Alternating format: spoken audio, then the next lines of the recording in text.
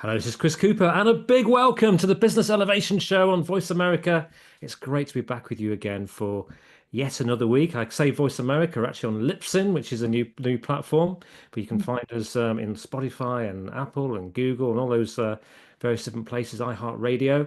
And today we have actually the episode is the 588, and my guest Mette Bloch, who's on the show, one of my guests, was on my first ever show. She was my first ever guest back in September 2011. So incredible. You wouldn't believe it looking at her. That's Aw. Right back at you, Chris.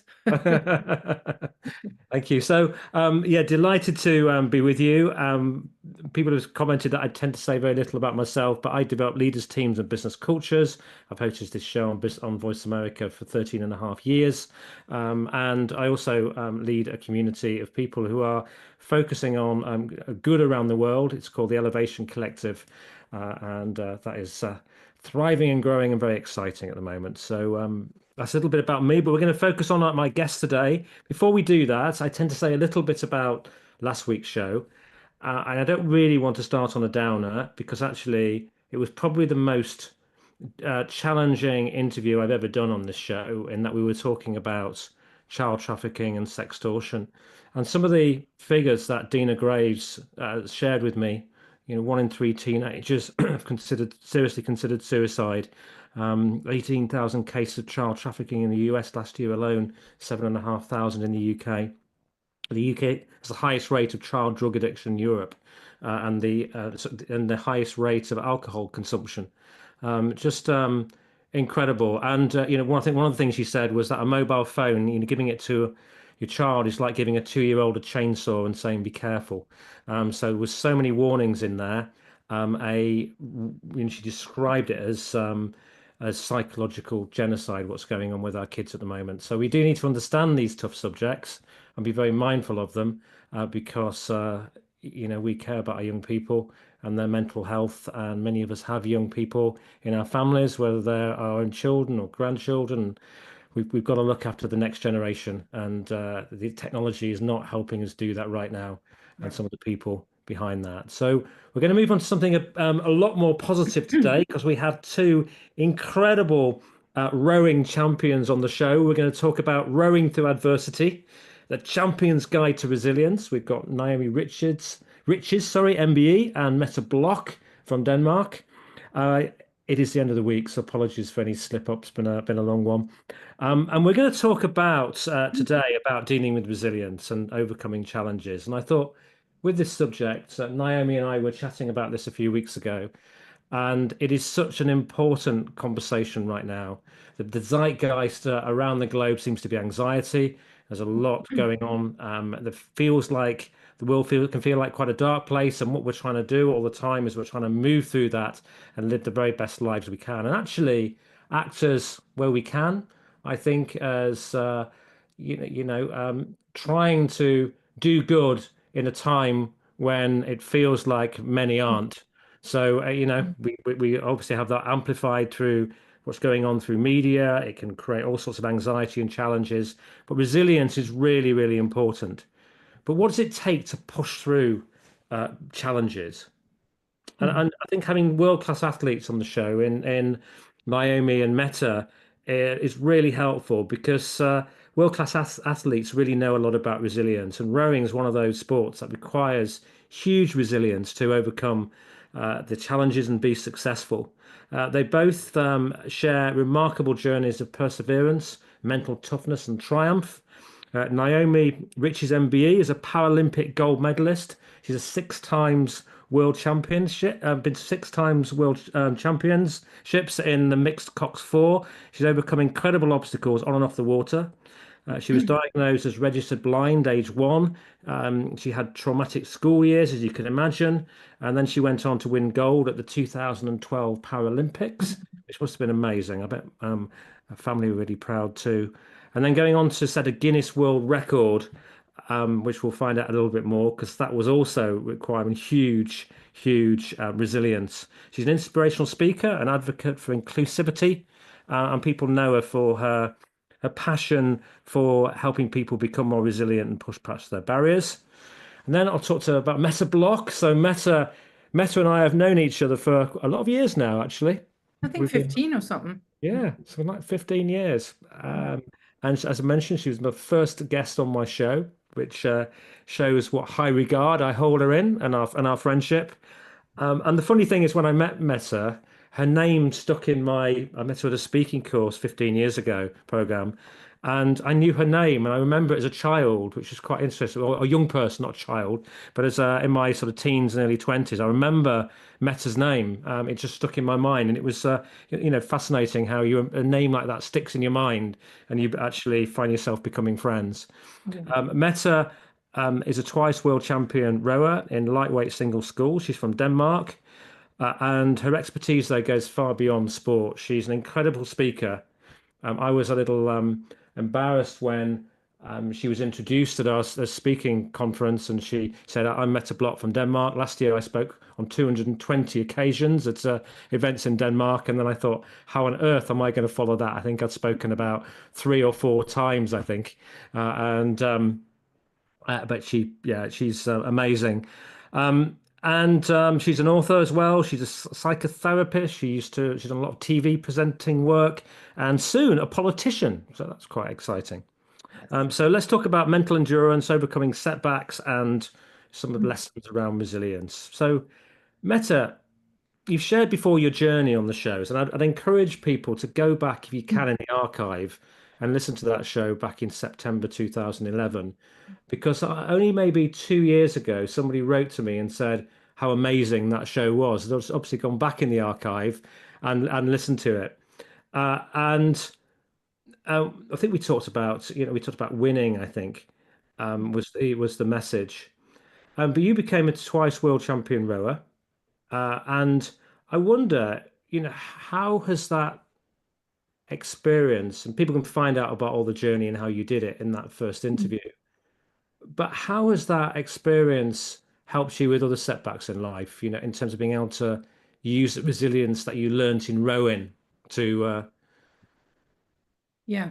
Well, I think that for me, because I started with sports at a very young age, I learned very quickly that just because I don't win or don't get the results that I really want, that doesn't mean that I'm a bad person. So that I learned to separate myself from my results, which is just such an advantage because then you can work on the results getting better, but you still feel confident and like yourself. Because I think that that is something that is a lot of people, they feel like they are a failure because yeah, they fail at some kind of topic or some kind of project, which is not true. It's just, who can go out and be world class at something without trying first? So you need to kind of like learn and have all the, just walk into these pitfalls and stumble and just learn from them. And I think that one of my greatest assets is that I always try to find the fun in things. Even the hardest things, I try to find the amusement and the humor, and that's why I speak and always speak. It's always funny, because I think that with all the dopamine racing in your brain, you're just brighter and you learn quicker, and everything is just better. And just choosing having fun and choosing to just kind of like shake it off. Well, okay, I didn't achieve the result that I wanted, so well, did something go wrong or was I just unlucky? If something went wrong, like I'm not good enough at this, this, and this, then I can work on it. Or I can just can the whole project altogether if I don't really like it anymore. So I think that it's just, being a little bit nicer to yourself, actually. I think that that creates a really good resilience because then you can keep on trucking, with a good sense of energy. I think Naomi will agree with me on that. Don't you? I hope so. Yeah, it's a really interesting point actually, because a lot of what drives me or drove me to achieve was because I didn't have high self-esteem or high self-confidence, and that yeah, had been drilled into me at school. I was known as the blind girl. I was the one who didn't fit in. I was the one who couldn't achieve. And actually, that opportunity to be able to achieve at that level was a fire in my belly. Mhm. Yeah, my self-esteem and my self-confidence still now, not always, but still now is the thing that gets in the way. If that's going to floor me, it's that. But if that's going to drive me, it's also that. It's funny. It's a sort of double-edged sword. So it's a really interesting thing that you pointed that out straight away, having that self-confidence, but also surrounding yourself with the right people if you're in the right environment with the right people, the right coaches, and everyone's feeling the same in terms of their goal and where they're headed, it's easier to feel confident in what you're doing because you can see your part in that group and that team and where you fit and what value you bring, and all those Yeah. things combined make for great results. It's interesting. Yeah. I think what you mentioned there is, I call it a winning formula. And a very common winning formula people have is I'm not good enough. And it was Mm. mine as well growing up. And I think trying to prove that I was good enough really enabled me to get away from home and go and the first one in the family to do a degree and then do, I guess, achieve in the corporate world. But actually, there was a point in time where it got tiring. It's tiring. It got really tiring. Mm. It was actually somebody in I ended up in the board of a board of a big company, and my boss at the time took me aside and said, "Chris, you don't need to bring all of these presentations and I've done all of this pre-work for these meetings. You're here because we think you're good enough."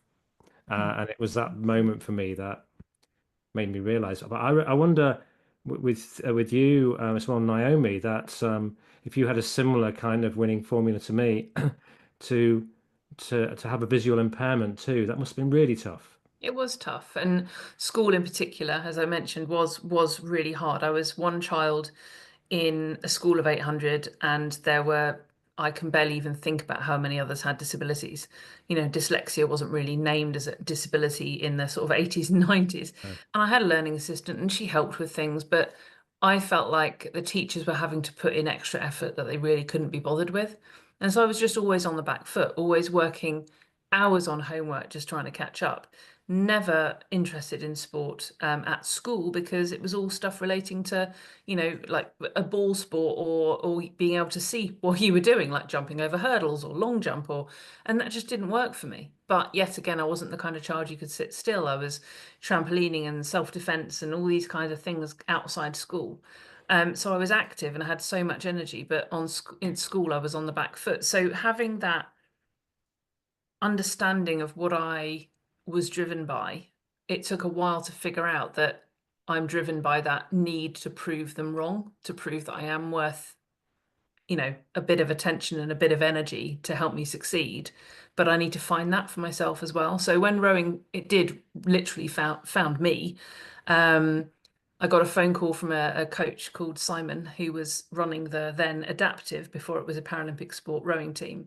And he said, "Your friend from college is in the team and we need girls because we don't have any, and there has to be a mixed crew. Would you come and trial?" And I said, "Well, yeah, but why?" And he said, "Because you're tall, you're a girl, and you can't see very well." So suddenly, so I ticked 3 boxes. So the one thing that had always been the problem, that had always been the reason I wasn't allowed or couldn't, had been my eyes. This was the one reason I could. Suddenly, it just flipped it in my mind. The reason I can do this is because I can't see very well. Mm. But And I that I went think into it's strength. super interesting. I think it's super interesting that, that you take something that is a disadvantage and turn it in, Yeah. get all that energy out of it. Because I find that too, if people tell me you can't do this, I'm kind of like, I'm going to prove you wrong. And it's such a great driver It is. It just to really is. prove people wrong. And I don't recommend people out there doing that all of their lives, No, always trying to prove, but sometimes it just gives you that break, doesn't it? it That does. you put in all the energy and you just want to show that, yeah, I can do anything if I put my mind to it.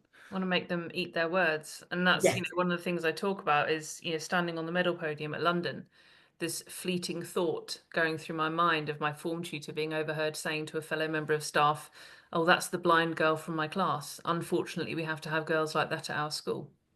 Thinking, No. Mm. I hope you're watching the television right now because that was what the kind of thing I was being faced with, and that was what I had to fight against. But I didn't have to fight against it. I chose to. That's the difference. I could have just disappeared into my shell and gone, "You know what? I'm not worth counting. I've got nothing to give," and just become very introverted. But I chose to go, no, think I'm a bit more of a fighter than that. And I don't know where that came from. It's a mixture of probably nature, nurture, the whole thing. But I was just kind of like, no, I'm going to prove that I can, you know. Yeah. You don't always know where that driver comes from initially, but once you understand it, you can absolutely use it to your advantage. Yeah.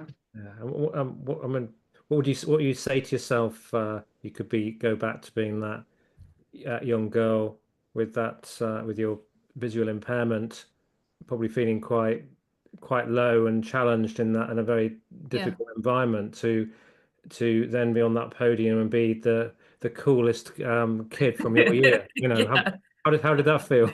Yeah, no, really. Oh, and it's like you said a moment ago, Chris. For me, it was if I had the chance to say to myself, my younger self, you are enough. Don't try and be anything other than the best version of you. And yeah, you sometimes need to compare yourself to others to know what that could be, but not to the point where you're drowning in trying to be something you're not. So the you are enough is definitely one thing I'd shake myself by the shoulders and say, just, you are enough. Just, buckle up. It's going to be tough, but you're going to get there in the end, and just stick with it. Yeah. I totally agree. And I think actually, when you compete like we did, you have to, be happy with the results that you get, because you gave your best. Yeah. This is what you could achieve that day. And you aren't guaranteed a medal, you aren't guaranteed a victory, but because sometimes the others are just better. But if you are satisfied with what you brought to the table, you have energy to pursue more. Then well, maybe they're technically better than me. Maybe they're in a little bit better shape, or maybe something else. Their boat was better. Then you can, try to fix those things. Yeah. But you have to, I totally agree. You have to say to yourself, you're good enough. It's because a lot of people walk through life with just being scared of everything. It's kind of like, I have a new book coming out and I wanted it on the morning TV, but they said they didn't want a funny book. They wanted serious stuff. So they want to depress people all the time. I'm kind of like, what gives life purpose? It's having fun. Yeah. Need a bit of lightness. You do. Yeah. And just something to make you smile. Mette, when we were chatting before, you told me an amazing, really fascinating story about something a coach said to you once. Oh, you remember that? Oh, yeah, God, I did. That is stuck in my memory.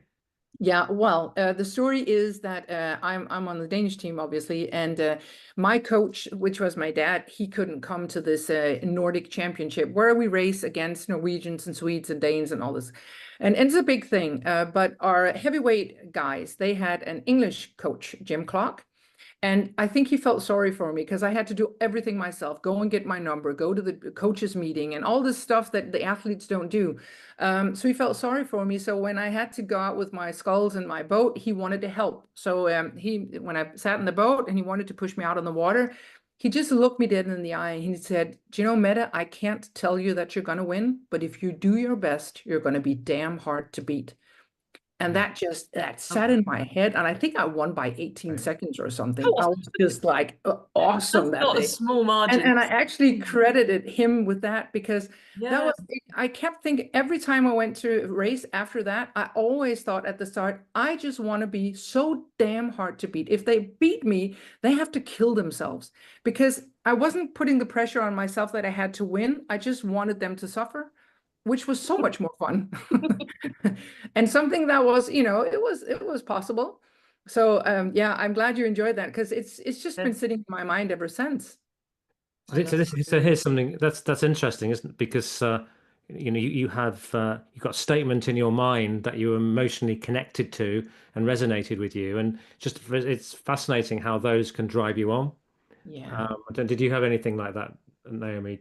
Well, that's the kind of thing that people have quotes on their walls that make a difference to them and that they can connect with. And I think it is that negative of that teacher saying that was the thing that kind of probably I kind of, even though I didn't realize that it stuck, it didn't stick in my brain. It stuck somewhere in the deepest, darkest part of my, my gut and my tenacity and my resilience. It sat there and drove it. I think, but yeah, I can't think of any particular ones from any coaches at the time. I had some fantastic coaches and various people that gave input to my career, including the physio. I don't know if you found the same, Mette, but physios often, they become a little bit like counselors as well. They do. They're confident. Manipulating your body and pushing you through and trying to get this stress out of the muscles, and you find yourself just opening up and chatting to them. And so my physios over the years in the squad were, yeah, they're gold dust. They're just brilliant in terms of how they were and how they listened, as well as helping you just be a little bit looser and be able to lift weights properly and so on. But they did so much more than that. But also, you know, when you're lying there, you know, the body is also a reflection of your mind. So, you know, Yeah. being, you know, getting massages and stuff releases stuff, you know, also psychologically. So you're just in a better state of mind when your body is relaxed. So you have these nice conversations, and we did too with our physios, because yeah, they were like a part of the team and not a part of the team, so you can be a little bit more, you can be honest with them, and you know, they were just very good at not telling anyone anything, so you could just kind of like let go right there. Absolutely. I totally agree with that. Yeah. So you know, I'm not worthy of entering this conversation, really. Yes, you are. But when it comes to sporting achievements, but I did a few years ago, I did complete in a quadrathlon, and There you go. sitting with somebody who had come third about 9 months before the event. I asked him, could he give me any advice? And he said, yeah. I said, I'll give you this, Chris. He said, you train consistently almost every day between now and July, and it's going to be the best day of your life. If you don't, it'll be the worst. The pressure's on. Yeah. That got me up at 5 o'clock in the morning to get down the pool and then again and run, because I had to run, cycle, kayak. But it was amazing, actually. That's the thing that got me out of bed. So you mentioned you know, the physios being kind of you know, having conversations, being relaxing. How does things like, you know, managing your state and your breathing and things like that help when it comes to resilience? Don't know, maybe you got any thoughts, Mette? Did you meditate before you? Yeah, I used mental training. I was visualizing. I closed my eyes. I had some easy music where my dad he was my coach. He had talked like a relaxation thing where, you know, relax your feet and the whole body. So the whole body was buzzing. So you're like an alpha state where your subconscious is totally open. And he would talk me through my race. Now, you know, visualize yourself getting into the start and everything is good and you're feeling confident, you're breathing, you know, nice and easy. And so I would just row that race in my mind. And I actually, one time when he was sitting beside me, he said that I had a pulse over 160. I was lying down because, you know, the brain doesn't know the difference, you know, so it was just going like crazy. But the good thing about doing that is that you've just done it.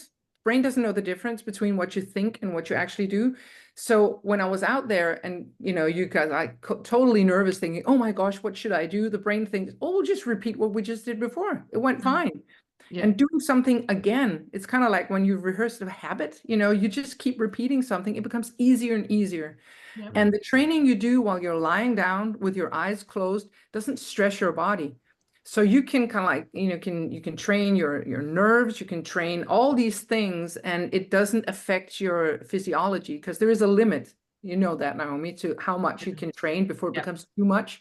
But you can just give it that extra charge using the mental training. And that was really helpful. I've used it ever since. I use it for everything now, just as a natural process, just running through it in my mind and several times just to be sure that I know exactly what I want. It's kind of like just plotting something into the GPS. It's just so much easier to arrive at the right destination if you know where you're going. So it's just what you do. Yeah. How about you, Naomi? I used to use visualization to help me with pressures and stresses beyond rowing because of I was in quite a toxic relationship for a lot of my rowing career as well at home. So there was a bit of balance there and a few other things that were going on. And the psychologist for our team gave me a visualization, which is where you go into a room and you can see out to your favorite view, the view that you love, a view that makes you feel calm and happy, wherever that might be. And for me, that was in North Yorkshire when I was little, looking across the Yorkshire Dales, because when we went on holiday to see family, and write down the thing that's on your mind. And then when you've written it down, you fold it up and you put it in a box that's on the wall behind you and you lock it and you put the key in your pocket and you say, I'll think about you later. And you separate yourself from that thing that's trying to invade your thought process. And that I would sit in the changing room doing that. And literally, as I locked my locker door, I would have my eyes shut and I'd be physically locking a door and visualizing it as well. And that was really helpful for me. But that's a good one to sort of compartmentalize the negative thoughts that are getting in the way. Yeah. Just during COVID, I was coaching a guy online who's had some real, about 2 or 3 real issues that he was really struggling with and needed to let go of. So what I did was I got this mad idea. I wrote down these issues on each on a piece of paper, and I put them in a box. And I walked outside with them, and I set fire to them in the garden. Uh, Yeah. and he was like, "Thank you, Yeah. they've gone. Thank you, they've Yeah. gone." Yeah, well, I actually think that, doing something like physically, actually, it actually helps you a lot. I remember if I had some kind of stresses, even when I have to do talks, sometimes, life just isn't a smooth ride, but I have to be like really focused when I'm out there. I always lock it up in a little box, all the worries, I put them down there and I tell them, I'm going to pick you up later. It's not like I'm ignoring you, but right now I need to be here. And Yeah. it actually helps you. Yeah, it does. Yeah. Yeah. I did ask him if he wanted them setting on fire. What do you mean? It's interesting. Yesterday, I was working with a guy called Barnaby Winter, who's been on the show a number of times. He's amazing branding guy. It's a latest book, Go To Brand. And what we were doing, we were using a visualizing technique around the strategy for my community that I'm creating. And he was asking me, how long I was going to live and how long I saw myself being involved. And I'd visualized myself shuffling onto a stage at about 90 with an audience in the room. So we worked back in terms of what I would visualize happening from the age of 90, and it was really helpful. It unlocked. I initially got a written 3-year strategy, and it suddenly the whole thing unfolded using that visualizing technique. May I ask, Chris, why were you shuffling? Why were you not striding at the age of 90? Yeah, it's a good point. It's a good point. It's fun. It's a good point. But Can be you know, done. You're young. You're young at 90. You're young at yeah, 90. You need true. to be at least 120 before you're shuffling. If I make 90, I'll be 15 years older than my father when he passed, and 10 Yeah, years but older than my still, grandparents. So it wouldn't be too Well, bad. But when you do you'll that be. at 90, make sure we get an invite, please. Yeah. yeah, Yes. You want to come. you'll be waiting a while, I'm pleased to say. Yeah, but absolutely. So yes, we're going to go to commercial break now, and after the break, do join us. We're going to come back with more thoughts, tips, ideas that can help you when you're going through times where you need to really dig deep and be resilient. And I took a lot from that conversation about, Mette, not being attached to your outcomes, not making them you. If you don't achieve something, it's just part of the journey.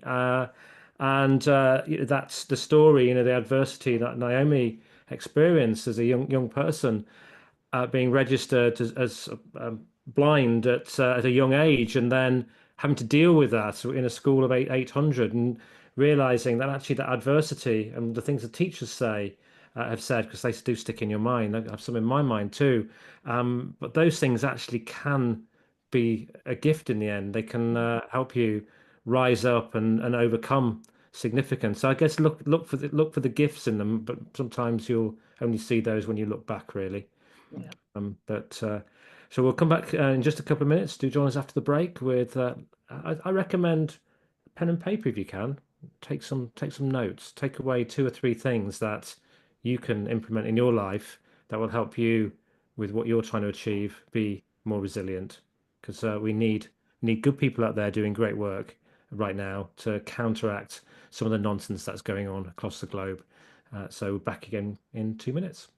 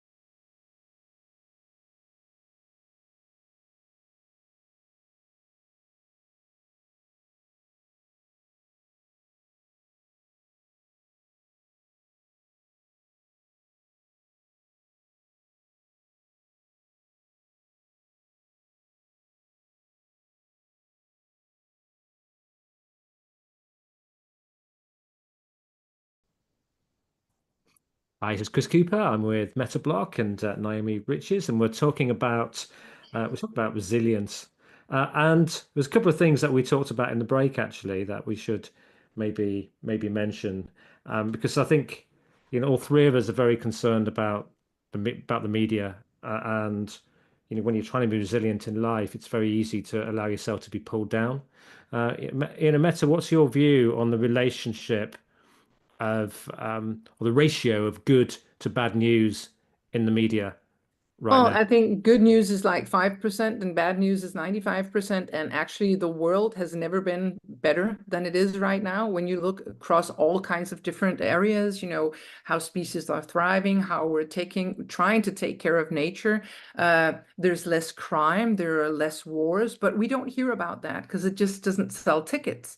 So for me, I follow, and I think you should do that if you're listening. Go on the social media and follow these good news channels because there are a lot of them, and they're scientific, and there's evidence backed. So it's not just, happy-go-lucky, but I just think that we need to also see that the world is good, because or else we'll just run around being super scared. And we'll be easier to manipulate, to be honest, because you're really frightened, your cortisol levels, they peak, and you can't think properly. So you'll just be someone who reacts all the time. And that is just, to me, waste of life. So I choose fun. It's my life strategy. I think the person that has laughed the most when the person dies has won the whole thing. Yep. And I actually mean it. I know it sounds silly, I, but I actually mean it. Yeah. I think it depends on the person, doesn't it? Because, Mm. some people can listen to the negative news and take the facts, listen to what they need and take from it what they will. So during Absolutely. COVID, I was living on my own in my flat, and I had Radio 4 on because it was a really nice balance of drip feeding the information. There was a lot of negative, but there also were some positives in there because a lot of people were doing fundraising and amazing things as well in the background. But then also there was a bit of comedy, and there was a bit of drama, and there was a bit of politics, and there was a bit of everything. And I liked that. It was like a constant companion for me because I got a nice balance.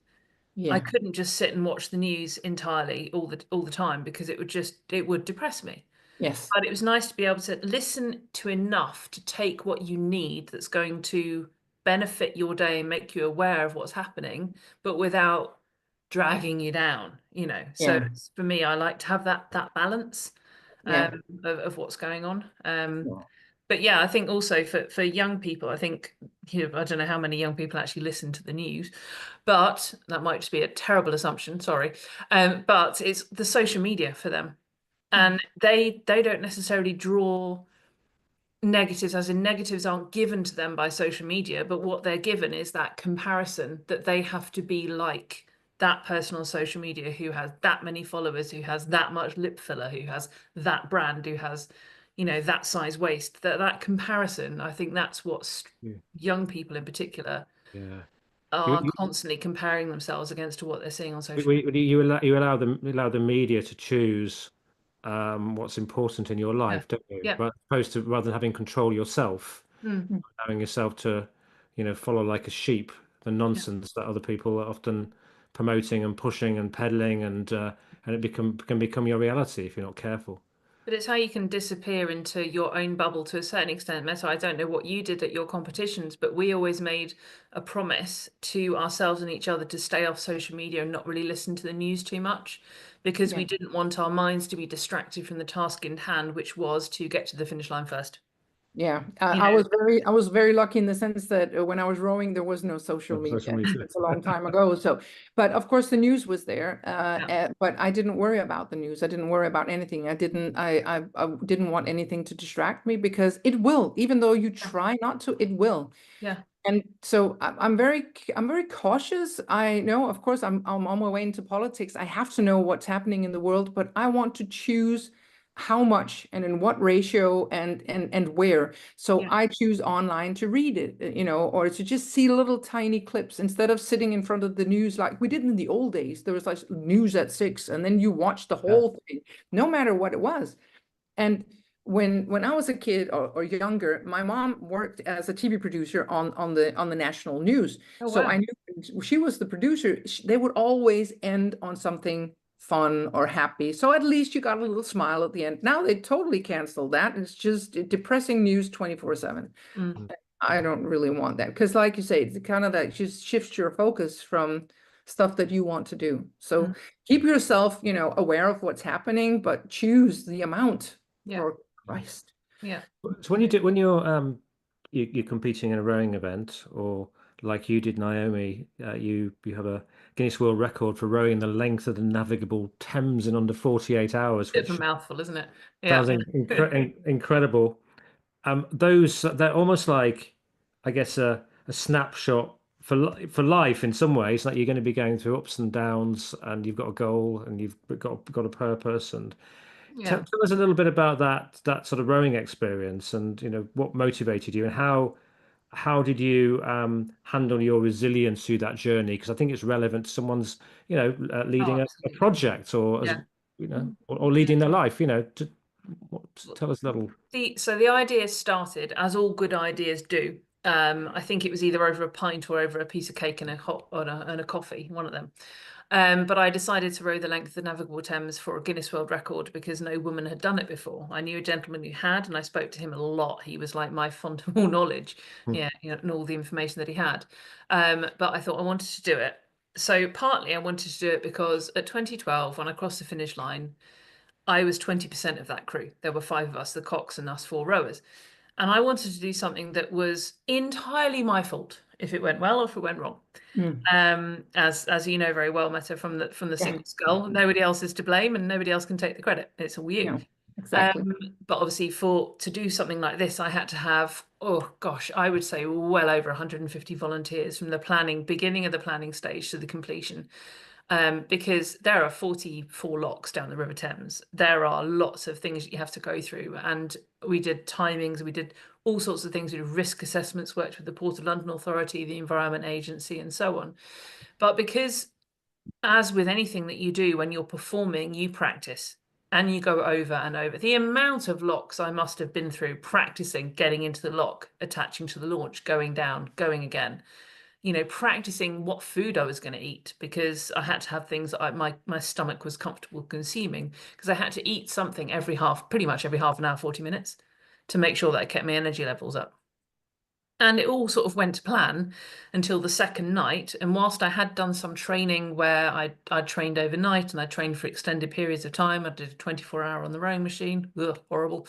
But the second night was when the tiredness hit me and I was starting to hallucinate and I was starting to get very emotional, finding it very hard to control how I felt, or I'd be really numb and it was one or the other.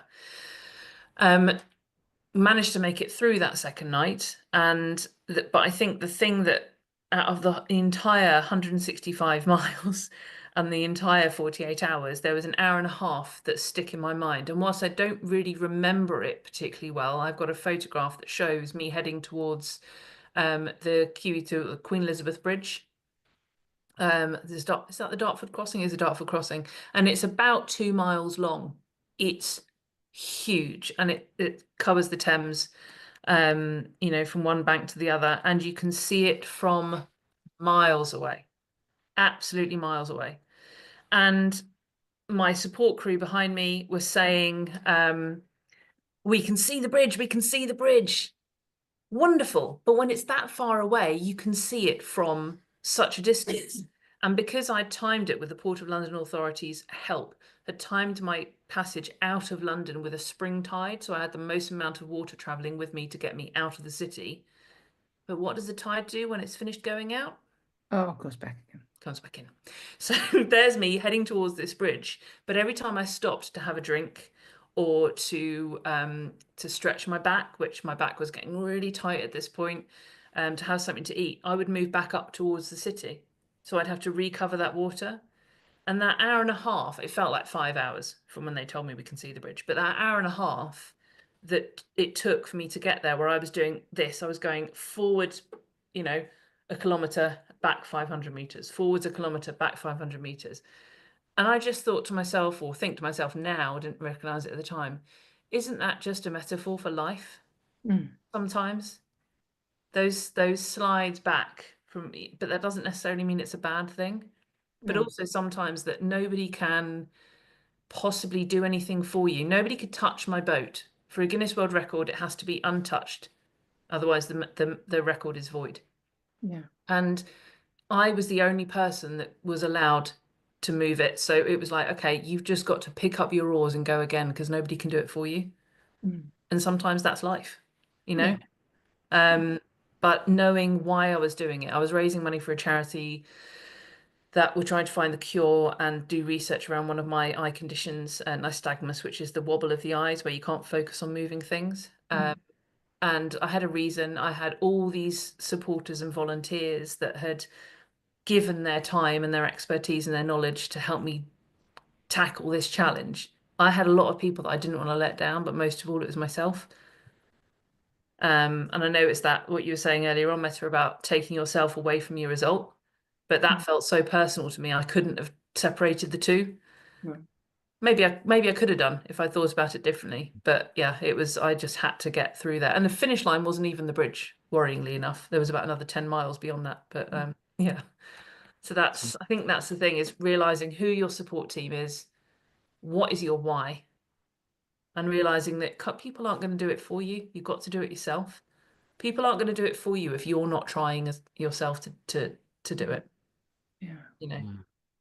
It seems sometimes that we, like that example there, that we can have to see experiences in projects. We can experience this when we're buying or selling houses, those sorts of things. You can find yourself with suddenly a situation happening that almost feels like you're not going to make it. You know, it's almost. And that sounds like one of those moments that you start to perhaps even doubt yourself. There seems to be a pattern, but then when you get through that, you get a higher level of elation when you've completed it. Yeah, absolutely. And I was very emotional when I crossed the finish line. And our cox from Beijing, Woody, he was steering me because I had to rely on people in the support boat to make sure I didn't crash, basically the whole 165 miles. And he was steering me, and he said, "You are 100 meters from the finish line, and you are 30 seconds away from 48 hours. What are you going to do about it?" And I think I did a sprint, but when I look at the video, it didn't look like I was doing a sprint, but felt like it to me. But you did. And it was, I did it and ended up completing it in 47 hours, 59 minutes and 54 seconds. So literally just beat the 48 hours. Yeah, it's a little bit But that was the plan. So you did it. That was the plan. You made it. Crikey me. I know. It was mad. It was mad, but it was brilliant and very special. Wow. Oh, that's amazing. That was amazing. digging deep. A lot of people find that, well, there's a lot of examples of people burning out these days. You know, it does just get too much. Do you have any sort of tips, Mette, about how you can avoid burnout? Well, I think that you need to take care of yourself, and you need to, people are constantly pushing themselves saying, I need to do this, I need to do that. Well, sometimes you just can't. So you have to be honest with yourself, because people are like, your boss will continue to give you stuff to do if you don't tell them that you've had enough, you can't cope anymore. So it's kind of like, you have, I'm sorry, it's a cat. You have to get away, come on. So you have to say no, because or else, people will just keep putting stuff on your table. And you need to remember that work is just, because most people, they burn out at work. So, and work is just a part of life. And, so you need to be there for your family and, for the ones that you love and your friends and all that stuff, and that'll give you energy as well. So I think that, and I think actually also that positivity is a very good thing, because it's a good antidote to burnout, to try to see what is working for you, because we can focus on all the stuff that I have a zillion things that are not good enough and that I would want to improve, that I wish was different. But like you said, Chris, early, I don't even know if it was on the air, but I was diagnosed with arthritis, which was devastating to me, because I ran 10 kilometers every day, and I ran it in like 42 minutes, and suddenly I couldn't walk. So but if I kept focusing on that, in the beginning I did, because I couldn't do anything else, because I was angry and I was sad and I was all these kinds of things. But at a point in time, I just realized, well, it's not going to change right now anyway. So what is good? What can I do? And so every morning when I got up, I would kind of like get out of bed and just have a little feel, is this a good or a bad day for walking? Sometimes it was a bad day. Well, I'll sit at the computer then I'll get stuff done there. So constantly focusing on what I could do instead of what I couldn't, it just drove me, much quicker out of that ditch that I was in. Yeah. Mm. Yeah. Mm. Yeah, I think you can relate, can't you, Naomi? Yeah, no, definitely. It's Yeah. it's what you can do. And we are all still, no matter how much we talk about this and we say, I do this and I do that, and this is my advice, we still sometimes are our own worst enemies and get in our own way. Yes. And you can still be the one sitting there going, if somebody was saying this to me, I'd tell them to think about what they can do rather than what they can't do. And I'm thinking, well, why aren't I listening to that advice myself? Yeah. You still go through those times, definitely. But yes, what you can do rather than what you can't. And that's, I suppose that's what Simon had said to me in 2004. You can because of your eyes, not you can't because of your eyes. And that's where that flipped in my head. But no, exactly the same. But you have boundaries as well. You have boundaries with friends and family. Who's allowed to do what or say what? Where are you going to say no? How much time are you going to give to this, that, and the other? But you need to have boundaries with yourself as well. Yes. How much are you going to let your boss pile stuff on your desk before you say no? How Absolutely. much are you going to let your hours of work take away from your family life? Set your own boundaries and be firm with them. It's not easy, but sometimes you've got to be as firm with those boundaries for yourself as you do with your kids when they misbehave, or someone when they overstep that boundary. Yeah, absolutely. And also because, other people don't know where your boundaries are. Sometimes, you have a lot of energy and you can do a lot of stuff, and then it's a week where you don't have the energy. So if you don't say no, how should people be able to guess? They can't. So you have to say no, and you have to say, and you can say it in a polite way, just say, I've no energy. It's just a really tough week for me, Yeah. and then people, they can, take care of you a little bit and show you a little bit of, kindness, and you will repay the favor some other time. Absolutely. I was speaking to a friend yesterday at Marlow Rowing Club, and she said to me, I said, "Oh, you're right. You seem, a bit cool. You're quieter than your normal self." And she said, "I just feel empty. I feel absolutely exhausted. It was meant to be, 12K on the rowing machine followed by weights." She said, "I did 4K and I had nothing to give." So I got off and I said to the coach, "Look, I could sit and do 12K. It would take me longer than normal, and I would feel really depressed about my score, or I could get off and just do weights, because I just feel empty. I've got no energy to give." And he said, "Okay, that's cool." He said, "And take Saturday off as well." Because she was open and transparent, Yeah. and actually, and okay, maybe she could have done it last week, but last week and this week are different weeks.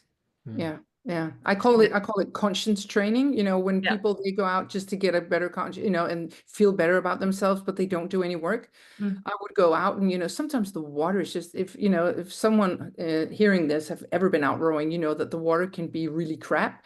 Yeah. And it's just really bad weather and you can't get any good work done. Then I would rather just go back, go home, watch TV, have a good night and enjoy it. Don't sit on the couch feeling bad about missing out on the training, because the training was crap, So I just like, being honest and giving yourself a break. I think that's a good idea. Yeah, definitely. So now, how would you? We've only got really a couple of minutes before I need to wrap up and ask you about your final messages. But having had that conversation now with me about resilience, how would you define resilience? What is being a resilient person? Ooh. It's a tricky one. But it is and it isn't. So I've been thinking about this quite a lot, and obviously the dictionary definition is the ability to, bounce back from stresses and problems and that mental toughness. But the material and substance definition is the ability to stretch and come back to its substance or form. But I think the second one is more appropriate for humans, because you don't just step out of your comfort zone. You push, you stretch your comfort zone. It's like a muscle, you train it, you stretch it, and then you find that wasn't comfortable a month ago is now comfortable. or is manageable, and then you stretch a bit further. And I just feel that that stretch, that elasticity, is a better way to define resilience than just dealing with it. Yeah. Which I think is the sort of the original definition of what it sounds like. So that ability to stretch yourself beyond what's comfortable, but not lose who you are in the process. Yeah, like that. Yeah. But for me, it's kind of, you always, if I start on a project, it's always because I feel like it's going to be fun, or I'm going to achieve something I want. And then I get to some kind of like plateau, and then a little bit of downer because now it's not that fun. So resilience for me is to keep on reminding myself what the end goal is and why I'm doing it. That's resilience to me. So it's kind of closely linked to motivation. And I have to re-motivate myself all the time, because I don't get, people think that you can get motivated one time and then it stays forever. If that was the truth, no one would go on more than one diet. Yeah. So it wears off. So resilience for me is also, just picking it up and saying, so why are you doing it? Remind yourself, will you be sad if you don't achieve this? Yes, I will. Then keep going. Even though it's hard, keep going. That's also a part of resilience for me. A quote That's why, that is so that's perfect. why none of us, I'm sure all three of us here don't like being introduced as a motivational speaker. It's like, oh, you come on and lift everybody up for 20 minutes, and you clear off and they're Yeah, flat again. It's absolutely. Yeah. not enduring. So we've got about 30 seconds tops each. Final message you'd like to leave us with, Mette? Well, I think, choose happiness, choose to be kind to yourself, set some goals that you think are fun, and just keep going, and don't mind what other people think, because a lot of people will put you down just because they don't like to see you shine. It's not like something they do deliberately, but they just can't help themselves. So, get yourself in the zone and just keep on working, because you're amazing. Fantastic. Thank you. And Naomi? I think a quote that works both really well for all of us, actually, for everybody, particularly for rowers, makes sense. A river does not cut through rock because of its power, but because of its persistence. Ah, that's beautiful. Keep that goal in mind, keep pushing, take the sliding back upstream or the few steps back, and as Mette said, you keep going. You pick up your oars and you go again. I love Yeah. that. It's been an absolute pleasure talking with you both today, and I know you both do amazing work around speaking. So both Mette and Naomi, I'm sure, are very open to speaking opportunities, facilitation type opportunities. Next Mette, I'm sure, next time we get to do an interview, we'll be talking about politics as well, I would Oh, imagine. yeah. But what a pleasure to have you both on the show again today, Thank and you thank so you much. for your wisdom. And it was a pleasure to row through adversity with you this afternoon. If you want to find out more about Naomi's work, go to naomiriches.com. That's NaomiRiches.com, and blockamock.dk. Yes. Is that your Mette still your Yes. website? So any questions or comments, love to hear from you. Chris@chriscooper.co.uk. Next week's show, two amazing people. Elizabeth is somebody I'm particularly close with in my community. Her and Mandy Flint have had, I think, something like 4 best-selling books. We're talking about The Leader's Guide to Impact, but next week, I think. So do join us for that interview. Lots of wisdom around leadership and developing culture, and it's those things that actually we need to be very mindful of today in today's world, when it comes to being an effective leader with all this change that's going on. And the change requires lots of resilience right now. So do go away, have a great week, whatever you're doing. Do think about 2 or 3 points that you can take away, whether it's practicing, your breathing, your meditation, or thinking, starting with the end in mind, thinking about that goal, that vision, realizing it's life's a journey, and with ups and downs. We learn more on those dips often. We're always going to face them. We're always going to have to navigate around problems, paddle around them if we need to, but we're always going to have them, and we're always going to learn. That's how we grow and move to the next level. Take care, everybody, and Mette and Naomi, thanks again. Thank Thank you. you, Chris.